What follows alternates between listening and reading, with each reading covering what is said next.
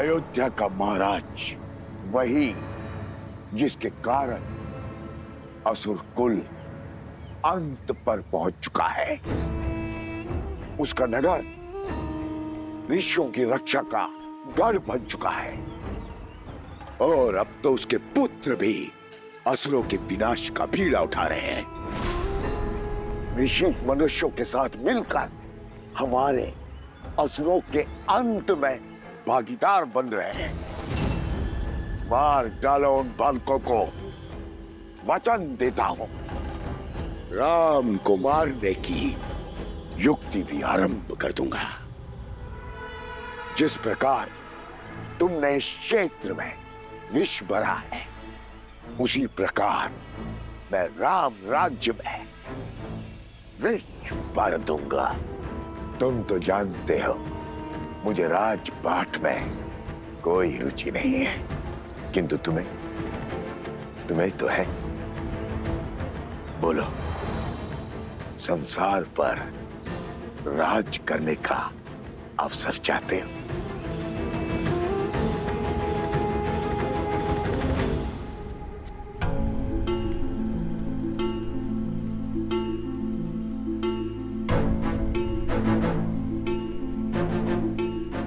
भगवान वाल्मीकि ने हमें यहाँ अकारण नहीं भेजा है। मैं यहाँ अपने मन की शांति खोजने आई थी, किंतु मिली यहाँ के गांव वालों के कष्टों की अशांति।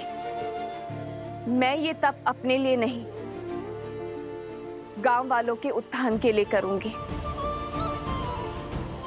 और आशा करती हूँ कि मेरा ये तप मकरासुर और उसके असुर के अंत का मार्ग प्रशस्त करे, फाल्गु नदी को उसकी पवित्रता और शुद्धता लौटाएगी। परंतु देवी, असुर आपको रोकने के लिए वार अवश्य करेंगे। हाँ वन देवी, हमें ऋषि असुरी के समीप ही रहना चाहिए। वो असुर ऋषि की सहायता के लिए आए हैं। जब ऋषि ही नहीं बचेगा तो किसकी सहायता करेंगे? और किसी में इतना तपोबल नहीं जो मुझे मार सके। एक बार असुरी मार्ग से हटा, फिर मैं स्वतंत्र हूं। किंतु मेरी सेना को थल पर तुम्हारी आवश्यकता होगी। मेरे रक्त की बूंदें अपने कार्य में लग चुकी है मकरासुर। तुम्हारी सेना के पास मेरी माया का बल है। अब वो धरा पर अपना आतंक फैला सकते हैं।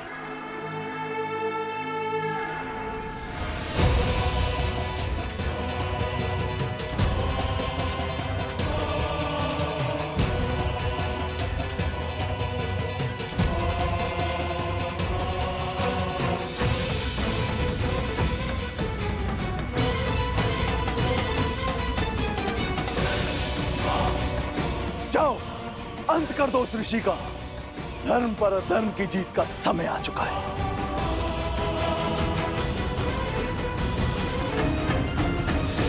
तुम्हें क्या लगता है राम, तुम इतनी सरलता से मुझे मार पाओगे?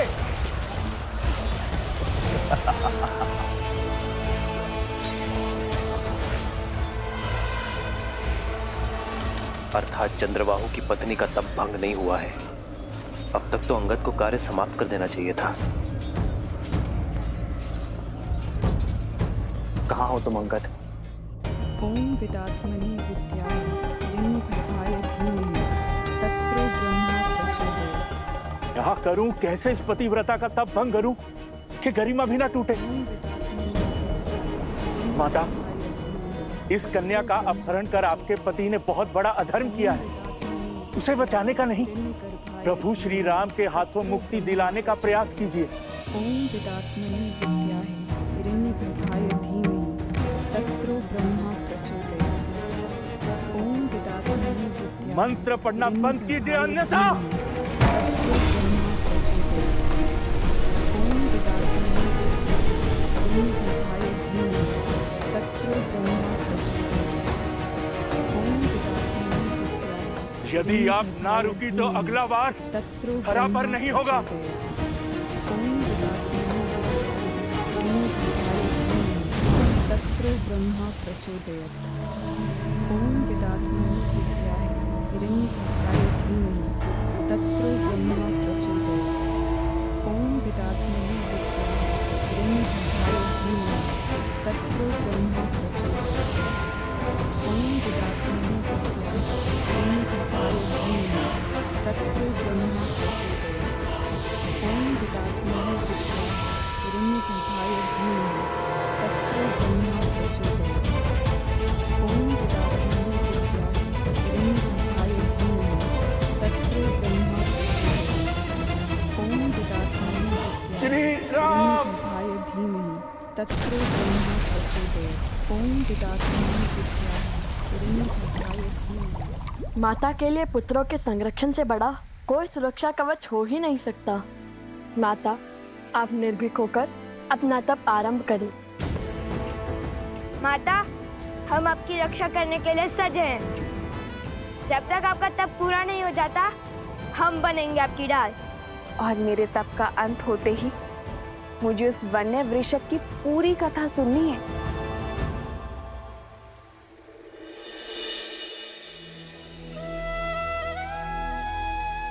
हे फाल्गु माता, मेरे संकल्प का तप स्वीकार करें।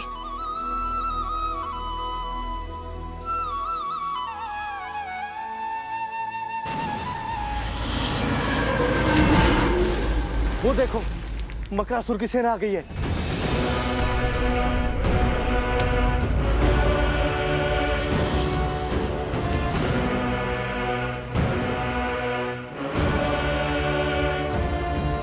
भागो यहाँ से, भागो भागो। गुरुमा, वृक्ष के पीछे जाइए, शीघ्र कीजिए। वंदनी, मैंने संकल्प लिया है, जब तक मेरा तप पूर्ण नहीं होगा मैं यहाँ से नहीं हिलूंगी। आप सब जाइए। जाइए जाइए, जल्दी जाइए।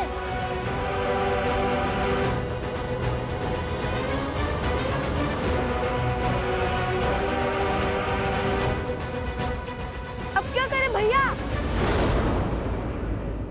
वही जो धर्म कहता है।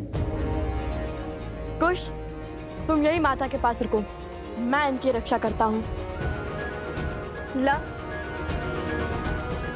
सबकी सुरक्षा करना। जी माता।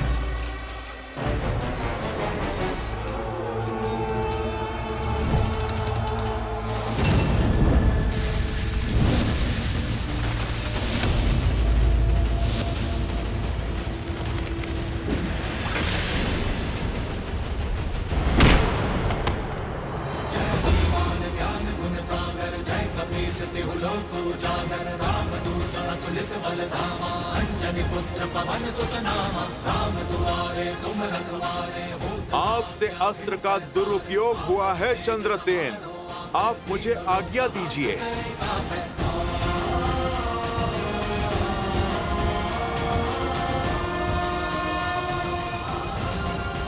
जय श्री राम।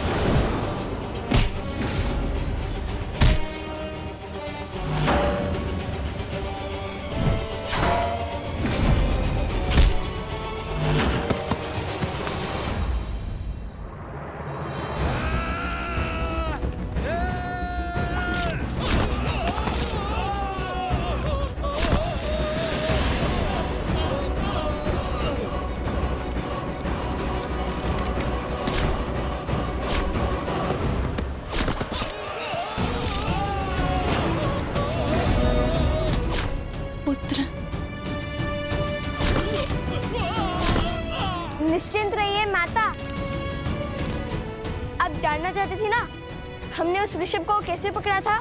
अब मैं बोलकर नहीं, कर दिखाऊंगा।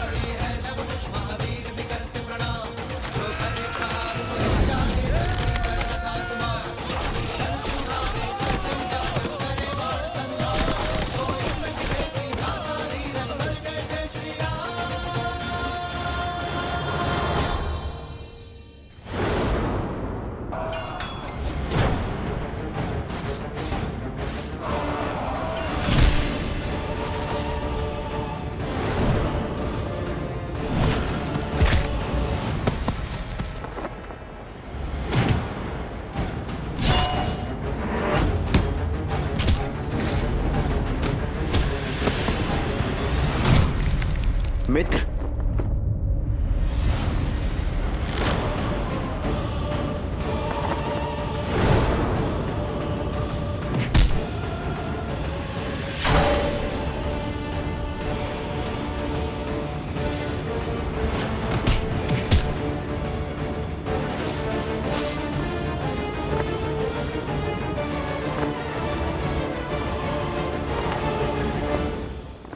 कुश, ऋषिवर की रक्षा करो, मैं सुरक्षित हूँ। किंतु माता, भैया का आज्ञा था कि। भैया की आज्ञा नहीं, अपनी माता के आदेश का पालन करो। ऋषिवर की रक्षा करो और अपने मित्रों को बचाओ। अपनों से पहले अपने लोगों की रक्षा करना तुम्हारा दायित्व है। जाओ।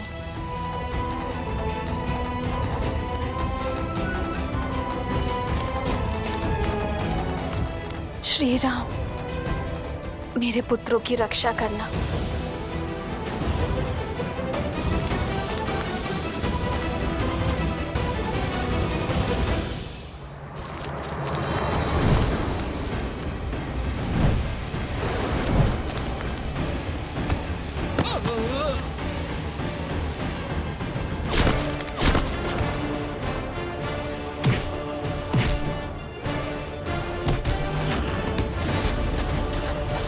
मुझ तक पहुंचना ही दुर्लभ है वानर।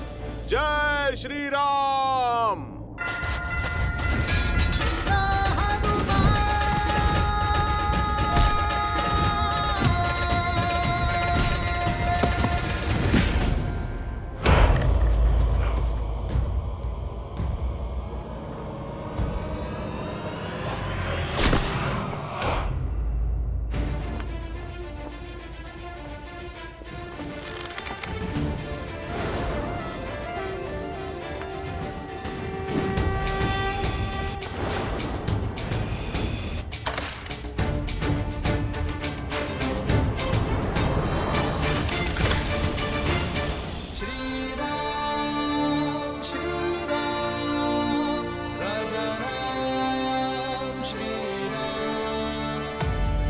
श्री राम ने तुम्हें मृत्यु नहीं दी।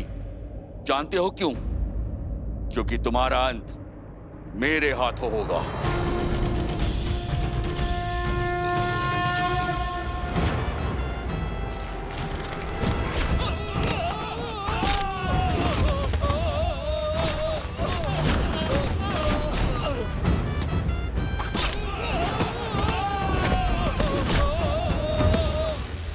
वन देवी के पुत्रों के सामने वन के अपमान का दुस्साहस।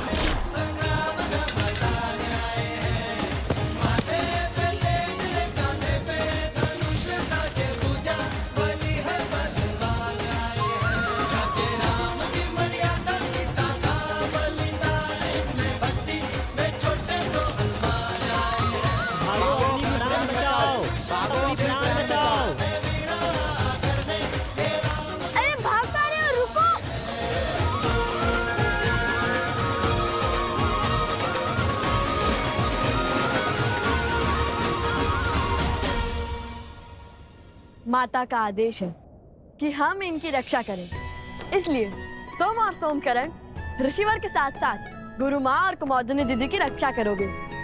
मैं और जादूकरण नदी के तट पर दृष्टि रखेंगे। जो आज्ञा भैया। जादूकरण चलो।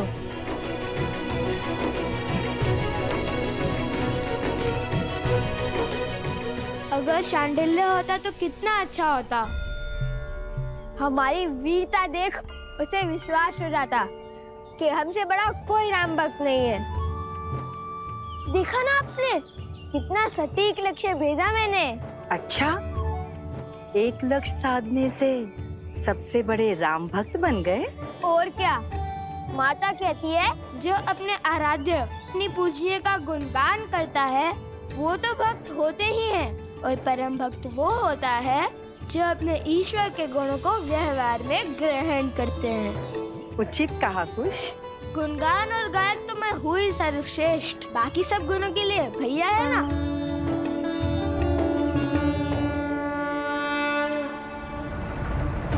माता अभी भी तप कर रही है और जल अभी भी अशुद्ध है, अर्थात मकरासुर अभी भी भीतर है, ठीक मकर ध्वज की भांति। मकर ध्वज? हाँ, मकर ध्वज। सुनाऊं इसकी कथा? हाँ, सागर का रक्षक मकर ध्वज, आधा वानर आधा मकर, जिसे केवल श्री राम के भक्त हनुमान हरा सकते थे। और कहानी का विचित्र मोड़ जानते हो? वह साक्षात हनुमान जी के पुत्र थे। किसके पुत्र हो तुम? आप मेरे पिता हैं। उनके श्वेत एक मगरमच्छी ने खा लिया था, ऐसे उत्पन्न हुआ मकर ध्वज। वैसे भी मैं और लव भैया कौन सा हनुमान जी से कम है? हम भी तो राम जी के परम भक्त हैं। और वैसे हो सकता है ये मकरासुर मेरा या लव भैया का पुत्र हो।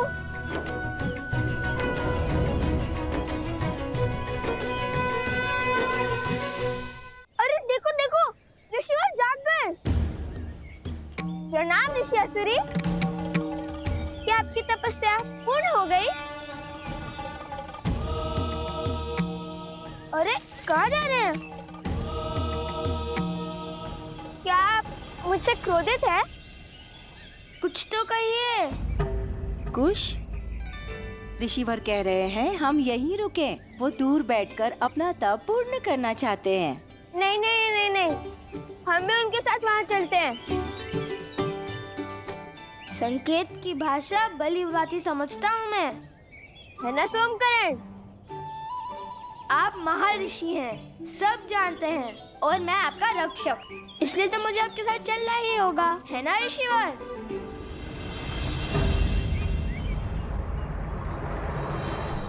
वर्षों से तप में लगा हूं। आंधी, बाढ़, असुर भी मेरे तप को तोड़ने में सक्षम नहीं हुए, किंतु तुम उनसे भी अधिक शक्तिशाली हो।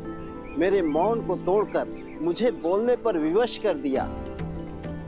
कौन हो तुम बालक? पता चलेगा, किंतु मकरासुर से सामना करने के बाद।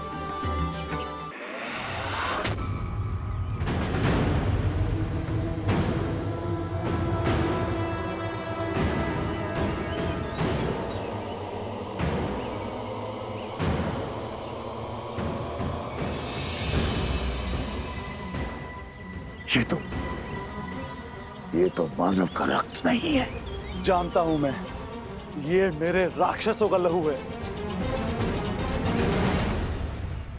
ये सब उन्हीं का किया धरा है, राम के पुत्रों का।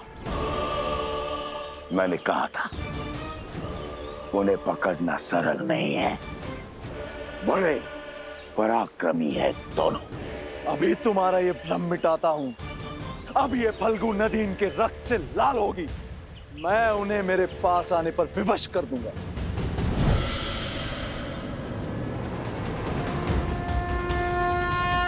सिया राम।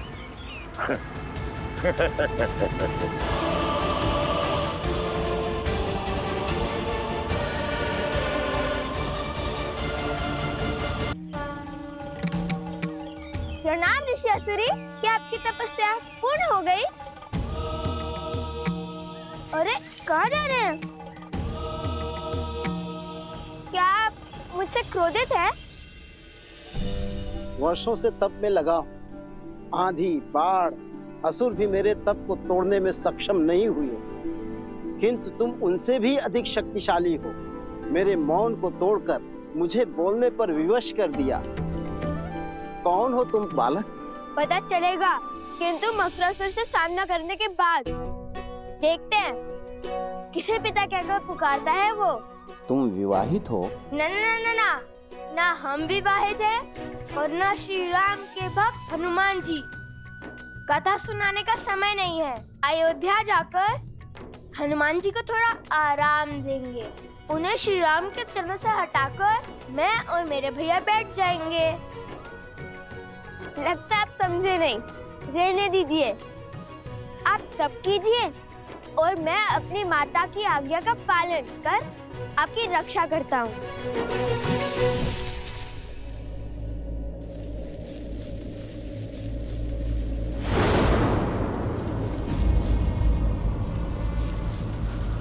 ये वृक्ष तो सूख रहा है। अर्थात मकरासुर निकट है। ये उसी का प्रकोप है।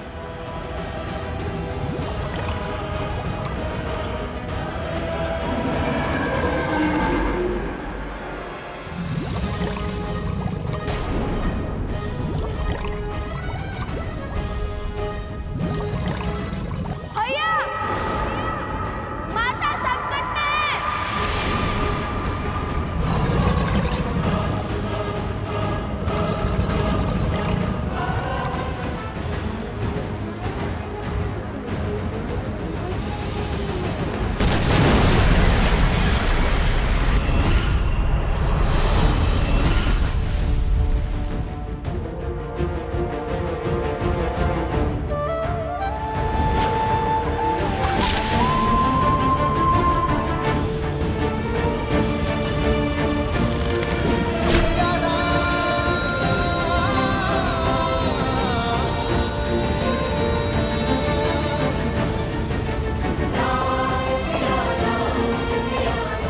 सीते,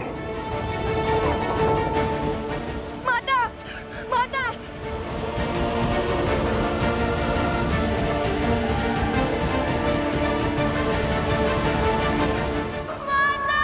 माता, माता, माता। ये कैसा अनर्थ है पिताश्री? देवी सीता मन की शांति पाने निकली थी, वो किस घोर पाश में बंध गई? ये पाश नहीं है पुत्र, मुक्ति का मार्ग है। समाज की मुक्ति, संसार की मुक्ति। जिनका अंतःकरण शुद्ध होता है, नियति उनसे ऐसे ही भलाई के कार्य करवाती है। उनके तो स्वार्थ में भी निस्वार्थ की भावना छिपी होती है, जिससे जगत का कल्याण होता है। किंतु लवकुश, इस विपदा में कौन करेगा उनकी सहायता? नियति चक्र की अपनी ही गति होती है। हमें धैर्य रखना होगा। उसके पश्चात विधि के इस विधान का कारण तुम्हें भी ज्ञात हो जाएगा। गणेश, मेरे पास आओ पुत्र।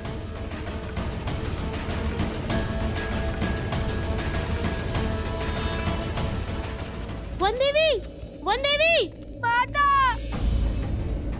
वन देवी।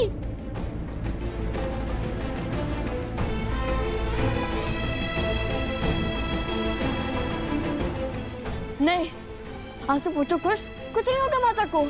किंतु जल में तो माता देवी फाल्गु का जाप कर रही है, कुछ नहीं होगा उन्हें।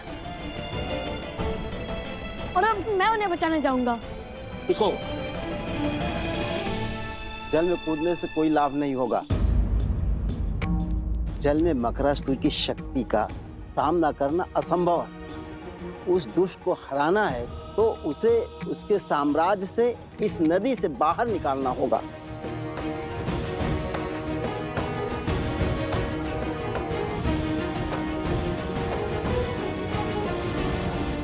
अभी तक अधर्म की विजय हुई नहीं है, किंतु धर्म के पास समय कम है। हर गिरते पत्ते के साथ मकरासुर की शक्ति और उसका प्रकोप बढ़ रहा है। शीघ्र तुम्हारी माता को इस विषैले जल से बाहर निकालना होगा।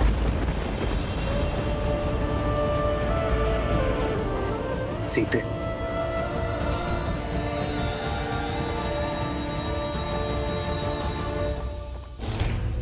ये अस्त्र अगर इसको चीर सकता है, उसको भी मार सकता है। ये आज स्पष्ट हो गया कि ये नर है, नारायण नहीं।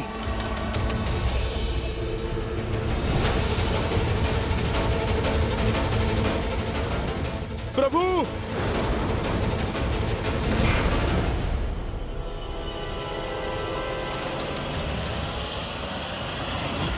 आप ठीक है ना प्रभु? मन बार बार किसी अनिष्ट की ओर संकेत कर रहा है हनुमान, किंतु युद्ध भूमि में लड़ रहे योद्धा को संसार की कोई उलझन उलझा नहीं सकती। ये धर्म युद्ध है, तन और मन दोनों छोड़ने होंगे। किंतु अंगद नहीं लौटा हनुमान, वो अवश्य ही किसी संकट में है। जाओ हनुमान और अपने शिष्य की सहायता कर। प्रभु, किंतु मैं आपको छोड़कर कैसे? बड़ा मायावी है ये चंद्रबाहु। चाहे आप जितने भी प्रहार करो, क्षण भर में इसका घाव भर जाता है। उसकी शक्ति हमारी सेना पर भारी पड़ रही है।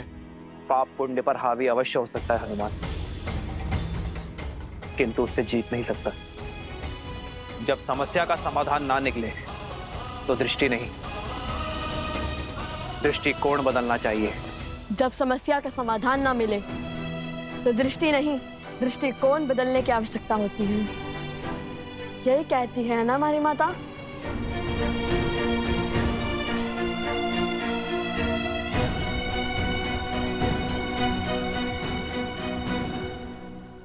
यदि वो जल के भीतर शक्तिशाली है और उसे बाहर लाना असंभव है, तो फिर हम जल को उस तक पहुंचने से रोकेंगे, नदी का प्रवाह अवरुद्ध कर देंगे। ये कैसे होगा लव? मुझे तो ये युक्ति भी असंभव लगती है। यह भैया के मुख से निकली बात कभी असंभव नहीं हो सकती।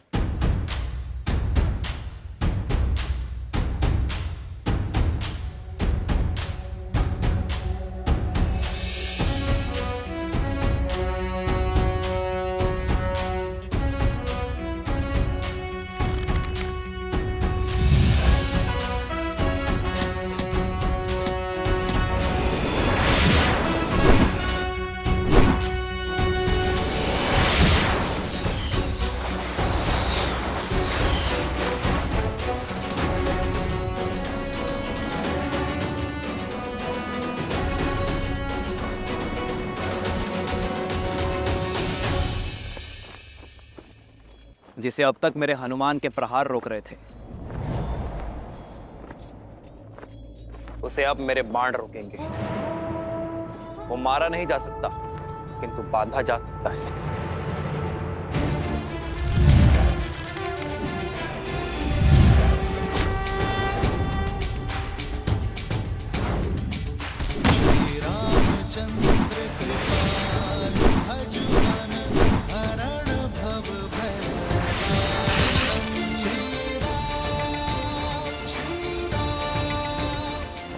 जाओ हनुमान, शीघ्र अतिशीघ्र अंगद को खोजो।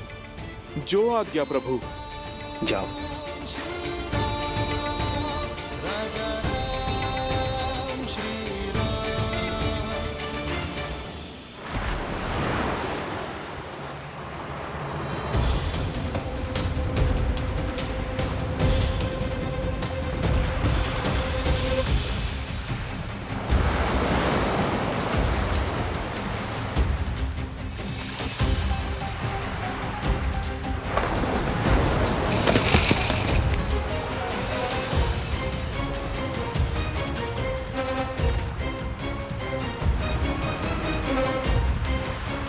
जल का प्रवाह बहुत तीव्र है, इस पे सेतु बनाना संभव नहीं है लव कुश।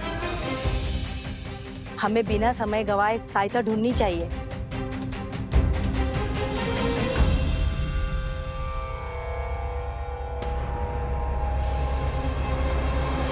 अब हरी पत्तियां कुछ शेष ही रह गई हैं।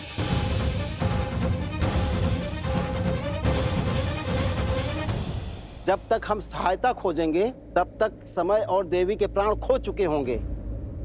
माता की रक्षा का प्रण हमने लिया था और उस प्रण को पूर्ण भी हम ही करेंगे, कोई और नहीं।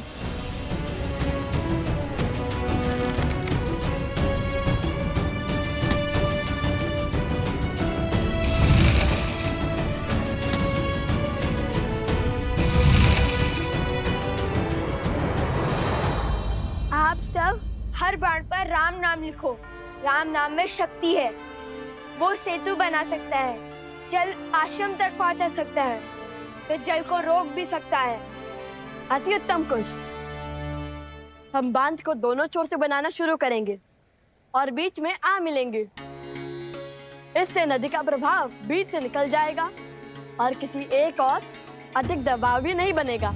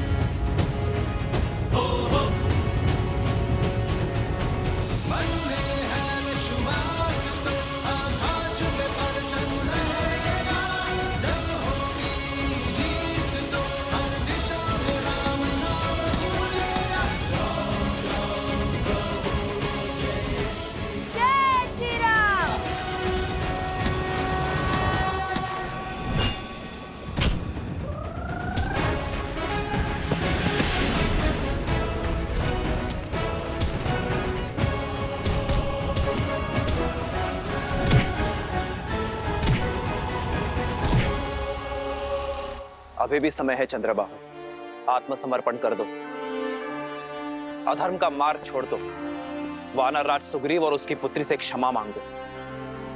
यदि उन्होंने तुम्हारे दुस्साहस को क्षमा योग्य माना तो ये युद्ध अभी इसी क्षण समाप्त हो जाएगा। तुम्हें दंड अवश्य मिलेगा, किंतु तुम्हारे प्राण बच जाएंगे, अपने पापों से मुक्त हो जाओगे तुम और तुम्हारे शब्द। पहले मेरे पिता की माया, फिर उनके शब्दों ने तुमसे तुम्हारा बल छीन लिया। जो जो वचन तुमने अपनी पत्नी को दिए थे उन सबको तोड़ने पर विवश कर दिया। मैं सदा और अपने परिवार का पोषण और कल्याण में रत रहने का वचन देता हूं। मैं सदा निष्ठावान रहूंगा, आपके या आपके परिवार पर आने वाली हर संकट की ढाल बनूंगा। रणनीति में मेरे पिता से हारे, रणभूमि में मुझसे हारोगे।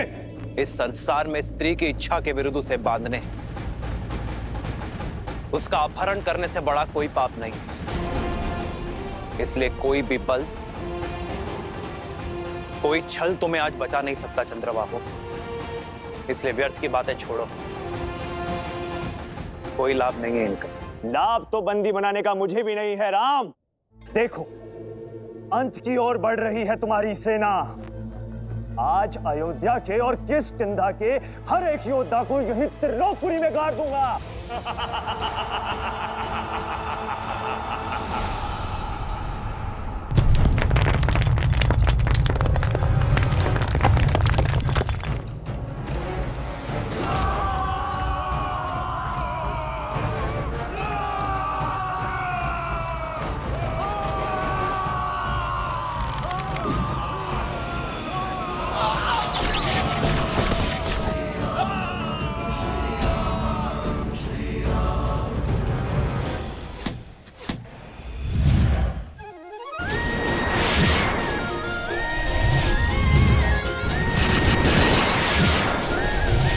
आपके लव पुष्प आ रहे हैं माता। तनिक धैर्य और माता, बाण बनने को है।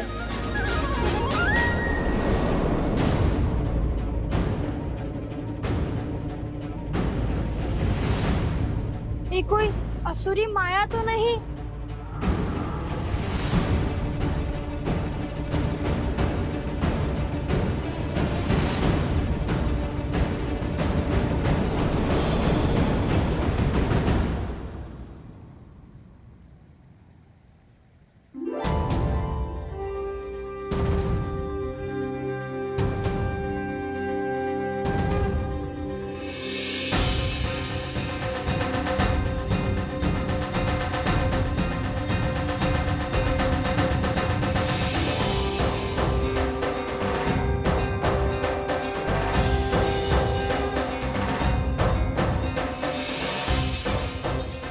की शीतलता और तन की सौम्यता से तो देवी लग रही है। देवी फल्गु, ऋषि असुरी का प्रणाम स्वीकार करें। देवी फाल्गु?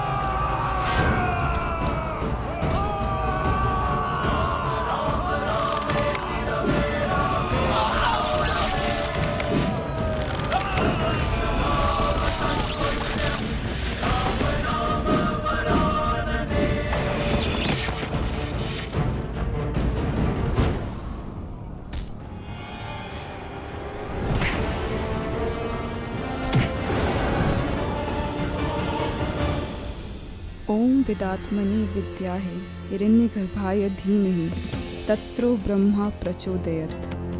ओम विदात्मने विद्याहे हिरण्यगर्भाय धीमहि तत्रो ब्रह्मा प्रचोदयात्।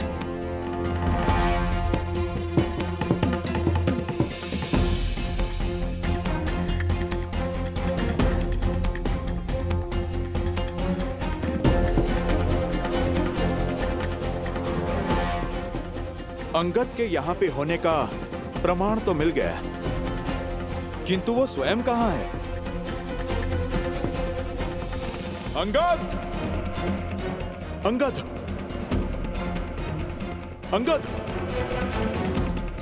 अंगद!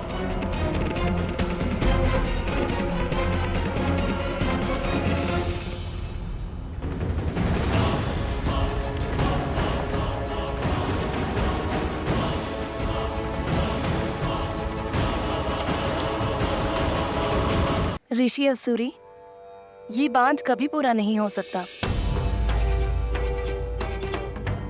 यदि मेरा प्रवाह रुका तो आसपास के सारे क्षेत्र बाढ़ में बह जाएंगे। बांध नहीं तो हमारी माता का क्या होगा? देवी, आप तो कुछ भी कर सकती है ना। हम लोग धर्म के साथ हैं, हमें हमारा कार्य पूर्ण करने दीजिए। हाँ देवी, आपको तो हमारी सहायता करनी चाहिए।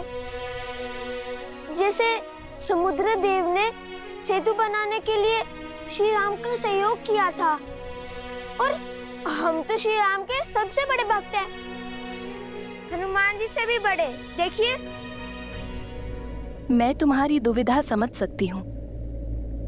कर पाती तो सहायता अवश्य करती, किंतु सत्य यही है, मेरे प्रवाह को रोका नहीं जा सकता।